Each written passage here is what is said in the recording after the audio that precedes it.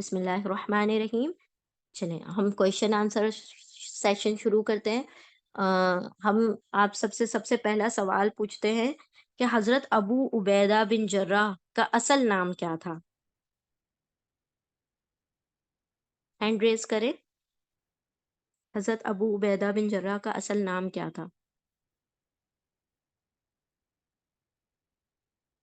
ہاں جی،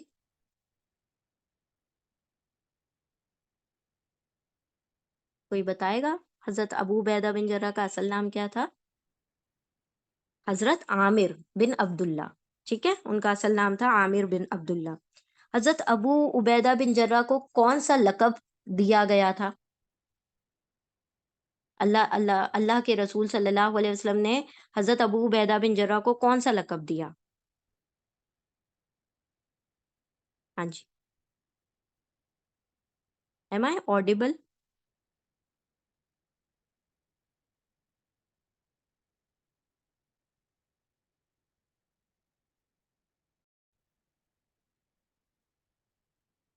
ہاں جی، بتائیں.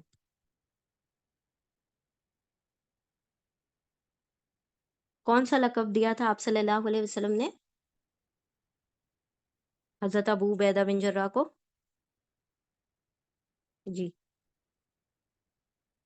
ہم نے آپ لوگوں کو بتایا بھی تھا، عبداللہ بن جحش کو سب سے پہلے امیر المومنین کہا گیا، اور حضرت ابو عبیدہ بن جراح کو کیا کہا آپ صلی اللہ علیہ وسلم نے؟ ہاں جی، انمیوٹ کیجئے.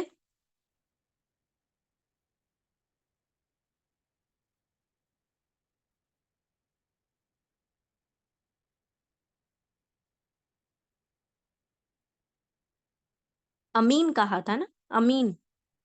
ہر امت کا ایک امین ہوتا ہے، ہر امت کا ایک امین ہوتا ہے، اور اس امت کا امین ابو عبیدہ بن جراح ہے.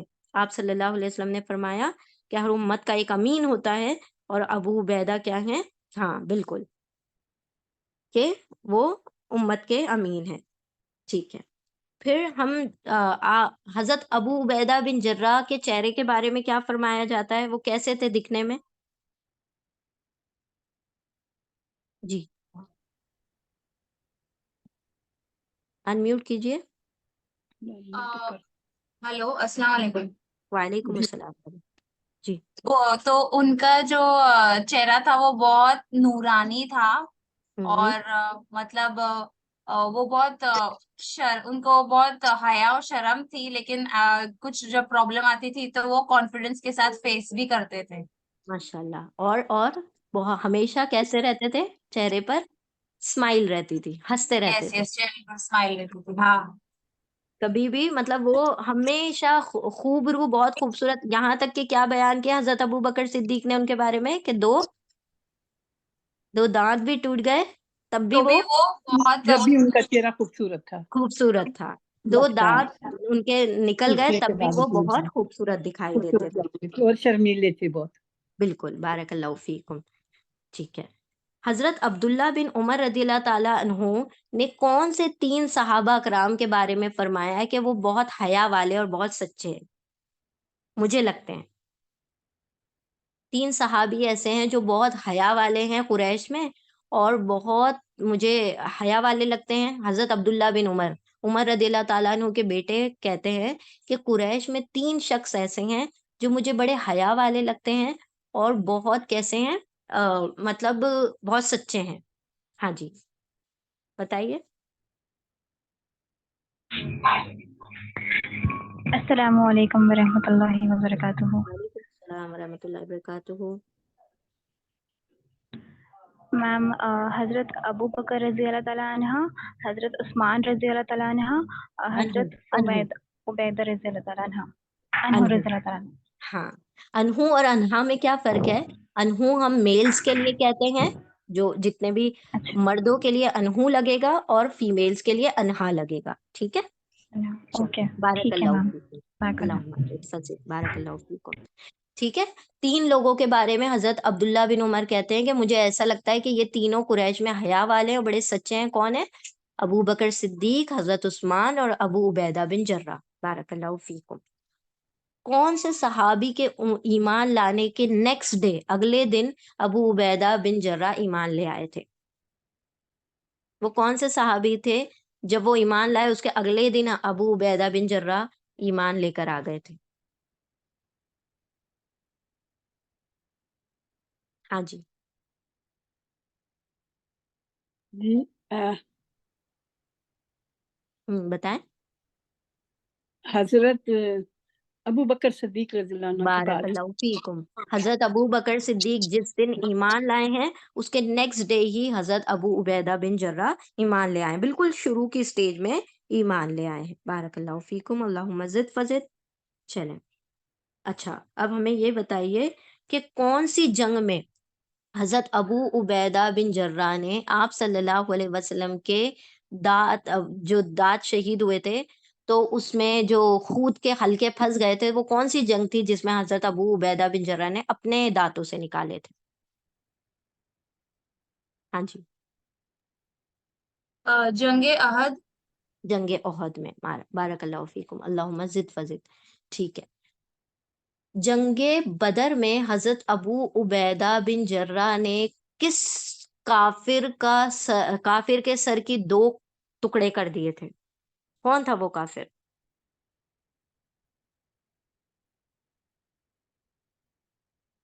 جنگ بدر میں حضرت ابو عبیدہ بن جرہ جس شخص سے لڑنا نہیں چاہ رہے تھے لیکن وہ بار بار سامنے آ رہا تھا، ہاں جی کون تھا وہ شخص؟ جی میم وہ ان کے خود کے والد تھے. ہاں عبداللہ. وہ ان کے والد عبداللہ تھے جو بار بار وہ ہٹ آ رہے تھے لیکن پھر بھی وہ کیا کر رہے تھے، سامنے آ رہے تھے. تو پھر انہوں نے کیا کیا، ان کو یہ سمجھا کہ یہ مشرک ہے اور ان کے سر کے 2 ٹکڑے کر دیے. بارک اللہ فیکم، اللہم زد فزد.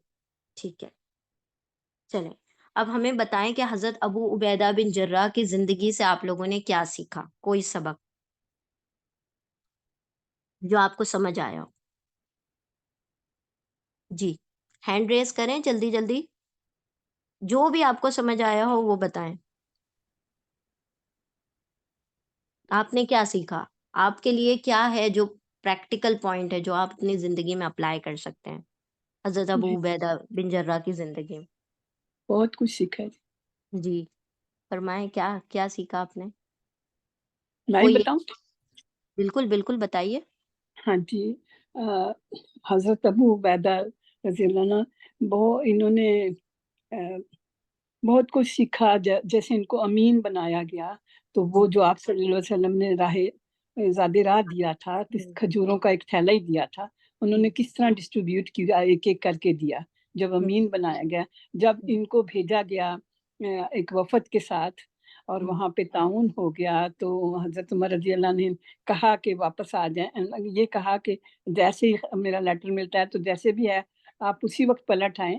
تو انہوں نے کہا کہ میں سمجھ گیا، وہ سمجھ گئے تھے لیکن انہوں نے اپنے اس پہ قائم رہے. کہا کہ جب تک اللہ سبحان اللہ کا حکم نہیں آئے گا میں اسی جگہ قائم رہوں گا. اور وہیں پہ ان کی شہادت ہوئی اسی حالت میں. اور وہ نصیحتیں بڑی اچھی کرتے گئے. حضرت ابو عبیدہ رضی اللہ عنہ غالباً وہی تھے نا، حضرت ہاں معاذ بن جبل اور ہاں سارے معاذ بن لوگ جبل، وہاں پر معاذ بن موجود تھے. جبل کو، معاذ جی بن جبل کو. تو بڑی اچھی ساری نماز، روزہ، حج، زکوٰۃ اور سارے حقوق اسلام پھیلانے کی اور سب چیزوں کی نصیحتیں، اچھی نصیحتیں آخری وقت تک کرتے رہے. انہوں نے اپنے فرض کو بہت بخوبی انجام دیا. اور پھر انہوں نے اسلام کی خاطر، دین کی خاطر کسی چیز کو نہیں دیکھا. اگرچہ ان کے والد سامنے آگے جنگ میں وہ بار بار اوائڈ کرنا چاہ رہے تھے کہ میں نہ کروں، میرے ہاتھوں سے نہ آئے، لیکن جب انہوں نے دیکھا کہ اسلام اور کفر کی جنگ ہے تو انہوں نے بے دردی سے اپنے والد کو بھی اللہ کی راہ میں مطلب وہ قربان کر دیا، گریز نہیں کیا. تو بڑی بڑی قربانیاں. تو ہم اسلام کے لیے بھی، ہمیں بھی ہر قربانی کے لیے تیار رہنا چاہیے. بالکل ماشاء اللہ، اللہم زد فزد. تو یعنی ہمیں ہر قربانی کے لیے اسلام کے لیے تیار رہنا چاہیے. جی شمائلہ. اور سب لوگ بھی ہینڈ ریز کریں، سارے لوگ پارٹیسپیٹ کریں. جو سمجھ آیا آپ کیا اپنے لیے اپلائی کر سکتے ہیں، آپ کو کیا سمجھ آیا، میرے لیے کیا سیکھ ہے، ایسا آپ نے سوچنا ہے۔ میں نے حضرت ابو عبیدہ بن جرہ کی زندگی سے کیا سیکھا کہ میں آج سے یہ اپلائی کروں گی اپنی زندگی میں۔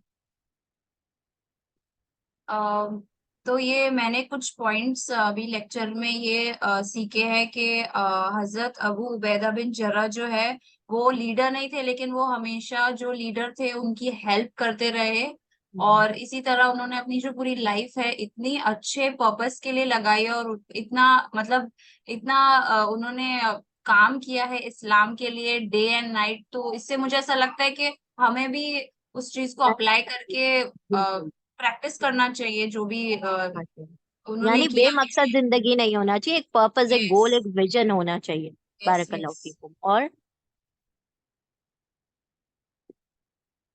اور کیا سیکھا آپ لوگوں نے؟ کتنی ساری باتیں ہیں، غور کریں کہ میں کیا اپلائی کر سکتی ہوں، ہم نے کیا اپلائی کرنا ہے اپنی زندگی میں ان کی زندگی سے۔ ان کی دیانت داری دیکھیں کس طرح سے، امانت داری، کہ دوسرے لوگ ان کی گواہی دے رہے کہ ان سے زیادہ حیا والا اور صادق سچا، کہ وہ کبھی کسی کو جھٹلاتے نہیں، وہ کسی کے مطلب نہ وہ خود جھوٹ بولتے ہیں۔ یعنی کہ جب کوئی دوسرا کسی شخص کی گواہی دیتا دے تو سوچیں وہ کس قدر، کس لیول کا صادق انسان ہوگا، کہ دوسرے کہہ رہے کہ بھائی ان سے زیادہ سچا تو ہم نے دیکھا ہی نہیں کسی کو۔ یعنی ان کی دیانت داری، ان کا سچ بولنا۔ پھر اور ہم نے بہت ساری چیزیں دیکھی نا کہ یعنی کفر اور اسلام کا جب معاملہ آئے تو انہوں نے ہمیشہ اسلام کو ترجیح دی، چاہے پھر وہ کیا ہو، ان کے والد ہی کیوں نہ ہو۔ اور یہ بھی ہم نے سیکھا کہ انہوں نے کبھی کسی سے حسد اور جلن اور ایسے بغض والی فیلنگز نہیں رکھی اپنے دل میں، ان کا دل ہمیشہ ایسے پاک رہا ہے، اور ہمیشہ انہوں بالکل نے جو مین پروڈکٹیو ورک ہے صرف اس پہ ہی فوکس کیا ہے۔ ایگزیکٹلی دیکھیں، جس کے پاس مقصد ہوتا ہے نا زندگی میں، تو پھر وہ دائیں بائیں نہیں نکلتا۔ جس کی زندگی بے مقصد ہوتی ہے نا، تو پھر وہ ادھر ادھر کی چیزوں میں لگ جاتا ہے، پھر وہ گوسپ میں لگ جاتا ہے، پھر تانے بازیوں میں لگ جاتا ہے، پھر چگلی میں لگ جاتا ہے۔ تو ہمیں کیا کرنا چاہیے؟ اپنے آپ کو مشغول رکھنا چاہیے۔ کچھ نہیں ہے تو کم سے کم اسٹوڈنٹ بن کے اللہ کے دین کو سیکھنے کا کام کریں، ہے نا۔ ہم سے کہا جاتا ہے نا کہ دین کے حلقوں سے جڑے رہیں، یا تو آپ پڑھنے پڑھانے کا کام کریں یا سیکھنے سکھانے کا کام کریں۔ آپ کو جو آتا ہے دوسروں کو سکھا دیں، جو آپ نے سیکھا ہے وہ دوسروں تک پہنچا دیں، جو نہیں سیکھا اس کو سیکھ لیں، اس کو اپلائی کرتے رہیں، اور اپنی زندگی کو بامقصد رکھیں، تاکہ ہمارے پاس اتنا وقت ہی نہ ہو کہ ہم دوسروں کا بغض یا کیونکہ ہمارے پاس اگر بڑا مقصد ہوگا نا تو ہم چھوٹی چیزوں کی طرف آگے کبھی نہیں بڑھیں گے۔ اور کیا سیکھا ہم نے؟ سوچیں کتنی ساری باتیں ہیں ان کی زندگی میں سیکھنے والی۔ آپ کیا اپلائی کر سکتے ہیں؟ آپ کو کیا لگتا ہے کہ میں کیا اپلائی کر سکتی ہوں ان کی زندگی سے؟ سب خاموش نہ رہا کریں، بولا کریں۔ ہم جب سب کو خاموش کر دیتے ہیں تو پھر میوٹ تب بولتے ہیں سارے چیٹ میں، اور جب نہیں ہم بولنے کے لیے بولتے ہیں تو سب خاموش ہو جاتے ہیں۔ ہاں جی، انمیوٹ کیجئے۔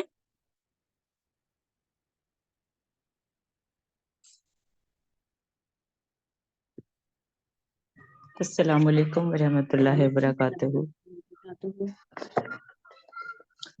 جو میں نے تھوڑا لیٹ لیا آپ کا لیکچر، لیکن جو میں تھوڑا سیکھ سکی وہ اس طرح سے کہ ان کی زندگی سے جو ہم، ویسے تو صحابہ کی زندگی مطلب ایک مکمل ہی ٹیچنگ ہے، ان کا ہر ایک کام، ہر لمحہ ان کی زندگی کا وہ ہمیں کچھ نہ کچھ سکھاتا ہے۔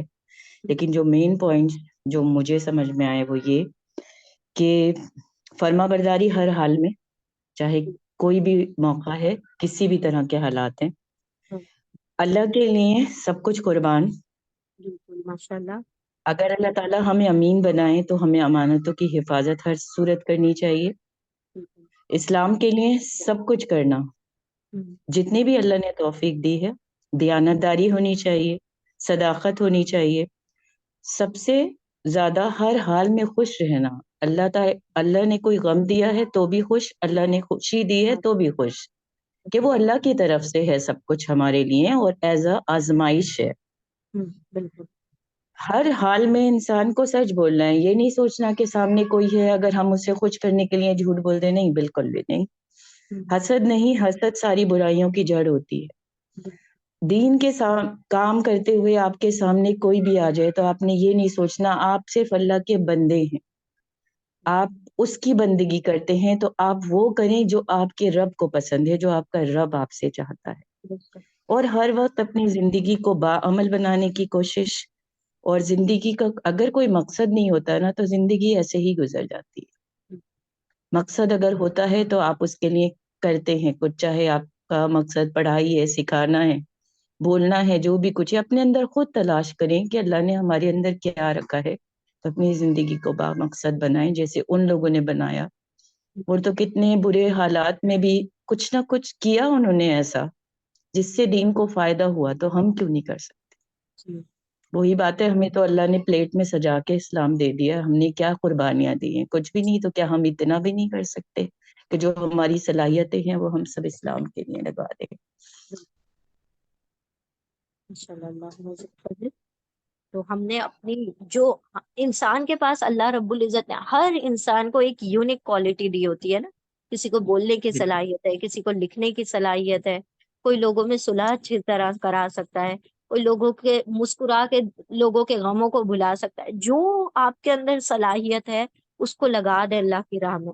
اللہ کی نعمتوں کی شکر گزاری ہی یہ ہوتی ہے کہ اللہ کی دی ہوئی نعمت کو اس کی راہ میں لگا دیا جائے، کیونکہ اللہ حق رب ادا العزت کرنا، ہر نعمت کا بالکل سوال کریں گے نا حق ہم ادا سے، کرنا، تو اللہ رب بالکل۔ العزت کی نعمتوں کا حق ادا کرنا ہے ہمیں۔ ادا تو خیر کر ہی نہیں سکتے، اللہ کی نعمتوں کا حق ادا بندے کے اس میں ہے ہی نہیں، لیکن وہ کوشش کوشش تو کرے، کر ہے نا، کوشش کرتا رہے۔ بارک اللہ فیکم، بہت اچھے پوائنٹس تھے۔ دیکھیں غور کریں نا تو ہمیں بالکل ہمیں سمجھ آتا ہے کہ یہ ہم چونکہ سٹوریز نہیں پڑھ رہے ہیں، ہم ان کی زندگیوں سے سبق لے رہے ہیں کہ ان کی زندگی ایسی تھی تو کیا بیس پہ کیوں ایسا جذبہ آ گیا، کیا بات تھی جو وہ اسلام کے لیے سب کچھ کرنے کو تیار ہو گئے تھے، کیوں اپنی جانیں، اپنے والدین اگر کافر ہیں تو ان کی جانیں لینے کو تیار ہو گئے تھے، ایسی کون سی خاص بات تھی جو ان کے دلوں میں پیوست ہو گئی تھی؟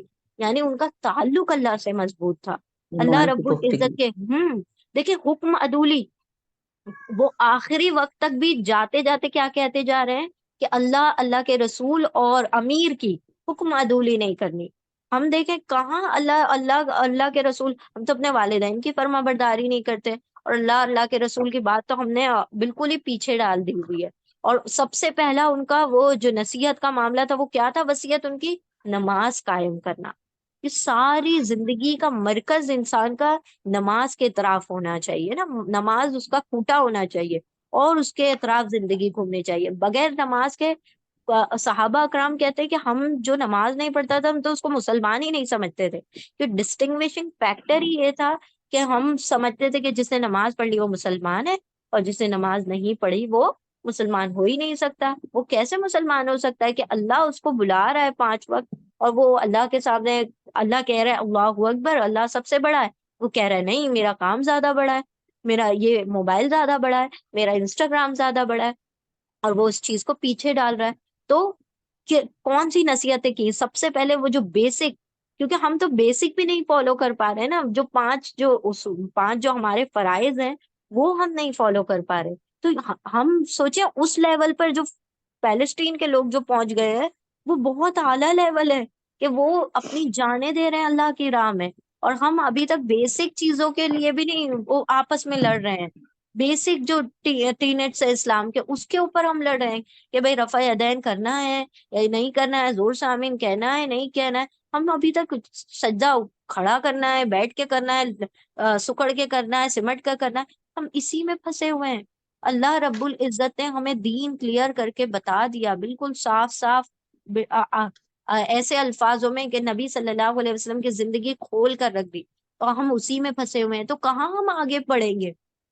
ہمارے دلوں میں دوسرے فرقے، اس کا بغض، اس کا بغض، اس کی نفرت، اس کی نفرت، رشتہ داروں کی نفرت۔ تو ہمیں اپنے دلوں سے پہلے تو دلوں کو صاف کرنا ہے، اور زندگی کو بامقصد ایک ہمارا ویژن اور ایک گول ہونا چاہیے کہ ہم اللہ کے دین کو غالب کرنے میں ایک حصہ بن جائیں، اور یہی ہمارے زندگی کا اصل مقصد۔ باقی سارے کام آپ دنیا کے کریں، اللہ رب العزت آپ کے تمام کاموں کو سمیٹ دے گا، آسان کر دے گا، اگر ہماری زندگی کا مقصد آخرت ہوگا۔ دیکھیں ہم نے پڑھا نا حضرت ابو عبیدہ بن جرہ بہت زیادہ آخرت سے محبت کرنے والے، یعنی ہمارا فوکس اور گول کے کہاں ہونا چاہیے؟ جو پرماننٹ ہے، جو مستقل ہے، عارضی نہیں ہے، ختم نہ ہونے والا نہیں ہے، فانی نہیں ہے۔ وہ دیکھیں کتنا ان کے اندر وہ کانفیڈنٹ کہ بھائی اب میں نے جب فوت ہونا ہے میں نے ہونا ہی ہے، لیکن میں جنگ کا میدان، بیماری بھی ایک قسم کے جنگ ہی ہے نا، اس میدان کو چھوڑ کر بھی نہیں جاؤں گا میں، اور میں مسلمانوں کا ساتھ آخری دم تک نہیں چھوڑوں گا۔ میں یہاں ہوں، چاہے میں یہاں فوت ہو جاؤں، لیکن اللہ رب العزت جو میرے حق میں فیصلہ کر دے وہ مجھے قبول ہے۔ تو اللہ نے پھر کیا کہا؟ رضی اللہ تعالی عنہ ورضوا عنہ، یعنی اللہ ان سے راضی اور ہم اللہ سے راضی ہو جائیں تو اللہ بھی ہم سے راضی ہو جائے گا، کیونکہ ہم اللہ رب العزت سے راضی ہی نہیں ہیں۔ دیکھیں ہم غور کریں نا کہ کیا ہم اللہ سے راضی ہیں؟ تو غور کریں گے تو ہم اللہ سے راضی نہیں، اللہ یہ مجھے کیوں نہیں دیا، اور یہ دیا تو کیوں دیا، اور یہ اس میں کمی ہے تو کیوں ہے، یہ ایسا کیوں ہے، یہ ویسا کیوں ہے، اور ایسا کیوں ہو رہا ہے میرے ساتھ، اور میرے ہی ساتھ کیوں ہو رہا ہے۔ انہی چیزوں میں ہم پھنسے ہوئے ہیں، تو اس کو راضی ہونا نہیں کہتے۔ اللہ نے جس حال میں رکھا، قدر پر ایمان یہی ہے، تقدیر پر ایمان یہی ہے کہ اللہ اگر دکھ دے اس میں بھی راضی، سکھ دے اس میں بھی راضی، کیونکہ اللہ رب العزت انہی بندوں کو آزماتا ہے وہ جن سے محبت کرتا ہے۔ تو اللہ رب العزت نے ہمیں اگر اسلام دیا ہے تو یہ اللہ رب العزت نے ہم پر احسان کیا ہے، ہمیں تو کوئی اسٹرگل نہیں کرنا پڑا، کوئی اتنے بڑے بڑے کارنامے نہیں کرنے پڑے کہ اپنے والدین کے سامنے ہم جنگ میں کھڑے ہوئے ہیں کہ بھائی ہمیں کیوں اسلام کی طرف بلا لیا، یا ہم یہ کافر ہیں یا ہم کافر ہیں۔ اتنا کچھ بھی نہیں کرنا پڑا ہمیں۔ وہ سوچیں وہ لیول کے وہ اپنے والدین کے خلاف کھڑے ہو رہے ہیں، ہمیں تو وہ بھی نہیں، ہمیں صرف اپنے نفس کے خلاف کھڑا ہونا ہے، اور نماز کے لیے کھڑے ہونے میں ہمیں اتنے وہ ہو جاتی ہے نا، سستی اور کاہلی آ جاتی ہے۔ تو سوچیں ہم اب بھی اپنے نفس سے بھی نہیں لڑ پا رہے، تو ایٹ لیسٹ ہم اپنے نفس سے لڑنے والے، ہر بات نفس کی مان لینا کہیں کی بھی سمجھداری نہیں ہے۔ اللہ رب العزت نے فرمایا کہ قرآن کریم میں کہ کچھ لوگ ایسے ہیں جو اپنے نفس کو، اپنے جو ہوا ہے، ہوا یعنی جو خواہش نفس ہوتی ہے، جو ڈیزائرز ہوتے ہیں، ان کو اپنا کیا بنا دیا؟ الہ بنا دیا، معبود بنا دیا اپنا، اس کی ورشپ کرتے ہیں۔ ورشپ کرنے کا مطلب کیا ہوتا ہے؟ ورشپ کرنے کا ہرگز بھی مطلب یہ نہیں ہوتا کہ آپ سجدے کریں۔ ورشپ کرنے کا مطلب ہوتا ہے کہ ہر بات مان لیں، سرنڈر کر دیں، اور ہم اپنے دل کی ہر بات کو مان کے سرنڈر کر دیتے ہیں۔ تو ہر بات دل کی ماننے والی نہیں ہوتی۔ اب سردی کے دن آ رہے ہیں تو اب ہماری کس چیز کا امتحان ہے؟ فجر کا امتحان ہوگا کہ ہم باوضو ہو کر نمازیں پڑھ سکتے ہیں کہ نہیں پڑھ سکتے ہیں۔ تو یہ اتنی چھوٹی چھوٹی ہم نے قربانیاں دینی ہیں۔ پہلے تو ہم نے سب سے پہلے اپنے نفس کے ساتھ لڑنا ہے، پھر میدان جہاد تو بہت دور کا عمل ہے، ابھی ہم اپنے آپ سے شروعات کریں۔ اللہ رب العزت ہمیں اتنی طاقت عطا فرمائے، اتنا اللہ سبحانہ و تعالیٰ ہمارے نفس کو ہمارا غلام بنا دے کہ ہم اللہ اور اللہ کے رسول کی اطاعت میں اپنے نفس کو اپنا کیا بنا دے؟ غلام بنا دے۔ ٹھیک ہے، اور بھی بہت ساری نصیحتیں ہیں ان کی حضرت ابو عبیدہ بن جرہ رضی اللہ تعالیٰ عنہ کی زندگی میں۔ ان کی امانت داری کو دیکھیں تو امانت داری جو ہے وہ صرف اور صرف کھانے پینے کی چیزوں یا مال میں نہیں ہوتی، بلکہ ہر چیز میں، رشتہ داریوں میں بھی امانت داری ہوتی ہے۔ کسی کا راز بھی امانت ہوتا ہے نا، جو کہ آج ہم ایسے ہی افشا کر دیتے ہیں، کسی پبلسائز کر دیتے ہیں، وائرل کر دیتے ہیں، کسی نے کچھ کہا اور ہم کسی کو اوپن کر کے رکھ دیتے ہیں۔ تو کسی کی بات، رشتہ داریاں بھی امانت ہوتی ہیں، تو ان کو بھی اس کی پاسداری کرنا بھی ہم پر فرض ہے۔ پھر دیانت داری، پھر طاقتور، تو سب سے پہلے تو ہمیں اپنے نفس کے خلاف طاقتور بن کے دکھانا ہے اپنے آپ کو انشاءاللہ۔ ٹھیک ہے، اور پھر ان کا صبر اور تحمل، کوئی مشکل، کوئی افتاد، کوئی کسی بھی قسم کی تکلیف آ جائے تو اس میں صبر اور تحمل۔ صبر اور تحمل کا یہ مطلب نہیں کہ ہم صبر مانگنا شروع کر دیں، اللہ مجھے کیا کر دے، آزمائشیں دے کہ میں صبر۔ اللہ کے رسول نے فرمایا کہ ہمیشہ عافیت مانگو، تو عافیت مانگتے رہیں، اور اگر پھر بھی کوئی مشکل آ جائے تو جان لے کہ وہ اللہ کی جانب سے ہے، اس میں بھی خوش ہو کر اللہ رب العزت کا کیا کرے؟ شکر ادا کرے کہ یا اللہ تو نے مجھے اس قابل سمجھا کہ تو نے مجھ پر آزمائش دی۔ بے شک تو جب آزمائش ڈالتا ہے تو اس میں سے نکالتا بھی ہے، اور جب آزمائشوں میں جو مشکلات آتی ہیں اس کے بعد جو ان مع العسر یسرا، جو آسانی آتی ہے مشکل کے ساتھ، وہ کیا کر دیتی ہے؟ پہلے سے زیادہ انسان کو انہانس کر دیتی ہے، اس کی صلاحیتوں کو بڑھا دیتی ہے، اس کے صبر کو بڑھا دیتی ہے، اس کے سمجھنے کی طاقت کو بڑھا دیتی ہے، اس کے حکمت، اس کے سمجھنے کے طریقے کو، اس کے بات کرنے کے انداز کو بدل دیتی ہے۔ تو اللہ کی جو آزمائشیں ہوتی ہیں وہ بھی ہمیں بہت کچھ سکھانے کے لیے آتی ہیں اگر ہم سمجھے تو، ورنہ رو رو کر گزار دیں وہ ہم پر ہے۔ یا تو ہم رو لیں، ہاتھ پیر پیٹ لیں اور دوسروں میں ڈھنڈورا پیٹ دیں کہ یہ مصیبت ہم پر آ گئی، یا پھر اللہ رب العزت کا شکر ادا کرے کہ اللہ تو نے مجھے اس قابل سمجھا کہ تو مجھے کچھ سکھانا چاہتا ہے اور تو مجھے آزمائش میں ڈال رہا ہے۔ تو آزمائش مانگے نہیں لیکن آ جائے تو صبر کریں اور اللہ رب العزت سے اس کے دور ہونے کے اور اس کی حکمتیں سمجھنے کی کیا کریں، دعائیں کریں۔ تو الحمدللہ، اور کسی نے کچھ کہنا ہے؟ کوئی کچھ اور کہنا چاہتا ہے؟ چلیں، اگر آپ لوگوں نے اور کچھ نہیں کہنا تو ہم یہیں پر مکمل کر دیتے ہیں اس چیز کو۔ وآخر دعوانا ان الحمد للہ رب العالمین برحمتک یا ارحم الراحمین۔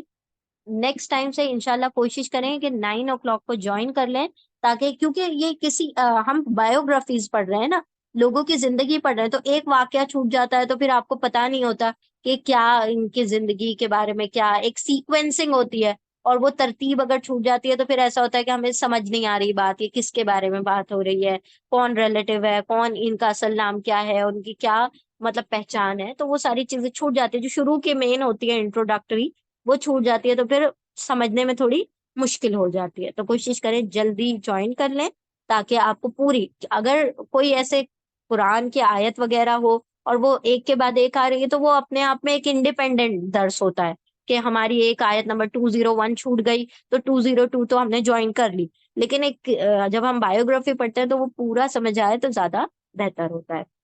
تو کوشش کریں 9 o'clock کو منڈے کو ٹائم پر، وقت پر جوائن کر لیں۔ بارک اللہ فیکم، اللہم زد فزد، اللہم صلی علی محمد النبی الامی وعلی آلہ وسلم وبارک وسلم۔ ٹھیک ہے، ہم انشاءاللہ دعا پڑھ کے مکمل کرتے ہیں۔ وآخر دعوانا ان الحمد للہ رب العالمین، سبحان اللہ وبحمدہ، سبحانک اللہم وبحمدک، نشہد ان لا الہ الا انت، نستغفرک ونتوب الیک، سبحان ربک رب العزت عما یصفون وسلام علی المرسلین والحمد للہ رب العالمین برحمتک یا ارحم الراحمین۔ آخر دعوانا الحمد للہ رب العالمین۔ السلام علیکم ورحمۃ اللہ وبرکاتہ۔ جزاکم اللہ خیرا کثیرا۔ السلام علیکم۔